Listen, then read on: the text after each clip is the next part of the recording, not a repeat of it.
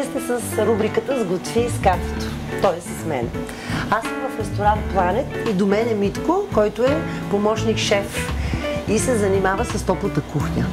Сега, малко ми е неудобно да готвя пред професионален готвач, но няма как. Това е положението. Решила съм днес да ви покажа как се правят пилешки гърди, пълнени с спанак и горгонзола, с малко кедрови ядки. И Митко е тук до мен. Митко, ти нещо подобно приготвил ли си? Да, доста подобно нещо. Да. Беше в повечето ресторанти, в които съм работил, има доста голяма вариация на тази разновидност на спанак и горгонзола. И горгонзола, да. Ти ми помогна, ние начукахме тук малко пилешките гърди. Сега ще задуша с масло, спанака, горгонзолата, ще сложа малко кедрови ядки. Кедровите ядки малко са скъпи, да ви кажа, но човек може да ги замести с някакви други ядки, например с орех. С какво друго може да се заместят кедровите ядки? В принцип с всяка една ядка, която е маслена. Точно така, да. Може да се сложи само сол, може да се сложи малко някакъв бульон. Приготвила съм пилешки бульон, сол, черен пипер. Мите, не сме сложили черния пипер. И маслаце, разбира се. Аз ще задуша сега спанака. След това ще видите, ще ги завием и аз ще ги запека в фурната. Но може и да се изпържи. Сега аз съм известна с това, че предпочитам винаги да готвя с масло. Смятам, че маслото не е вредно. У нас баба ми и майка ми готвяха предимно с масло и съм си почитател на маслото. Ти, Мите? И в френската кухня има три тайни. Да, масло. Масло, да. И аз обичам маслото. Слагам си спанака. Няма да го сложа целия, защото днес ще направим само тези две парченца. Сега ти слагаш ли някакъв вид бульон или смяташ, че бульонът е вреден? Ако не си го направиш, разбира се, у дома. Как? Тук се прави истински зеленчуков бульон. Сигурна бях. Абсолютно всякакъв вид бульони. Точно така. И телешки, и пилешки може да се сложи в хладилник и човек да си приготви с истински бульон. Става много по-добре с пресен спанак, нали? Днес го правя с замразен, който не е лош, но е замразен. Малко прекалявам винаги с черния пипер, но това е защото много го харесвам.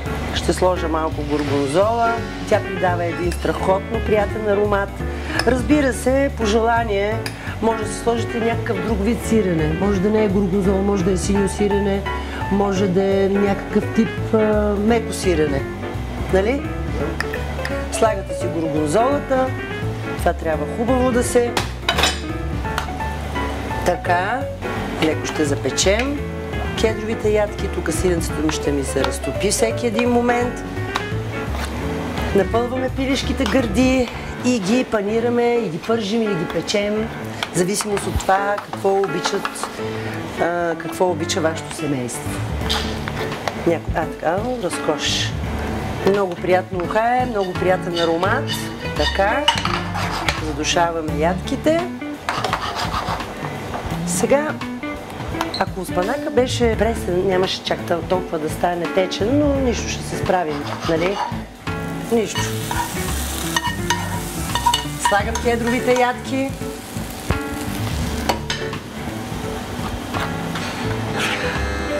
Така добре ли? Нали? Стана добре. Малко сол и черен пипер. Благодаря. Сол, черен пипер. Много обичам аз черен пипер. Много. Ето ги сега. И хубава стана плънката.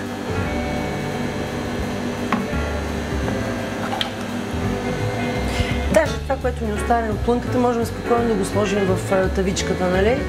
Да, разбира се. Няма никакъв проблем, то пак ще си се изяде.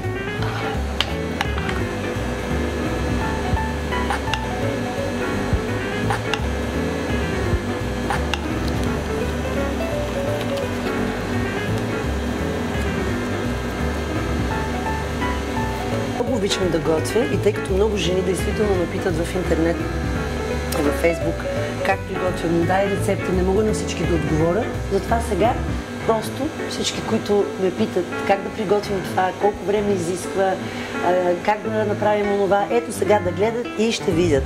Готови са ми тези пък, как се казват тези, руладини?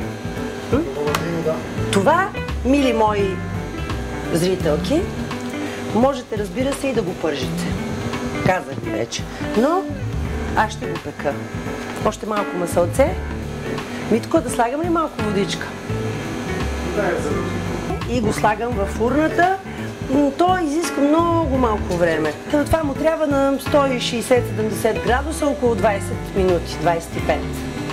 Слагам го в фурната. Пилешките руладини с горгонзола и спанак вече са ми готови. Ще видите, много добре изглеждат. Ето, точно така, по този начин трябва да изглеждат. Печенки, но месото не е сухо, с сосчето вътре, просто прекрасно ми стана. Направете си ги у дома и ме споменавайте с добро. Това искам да ви кажа.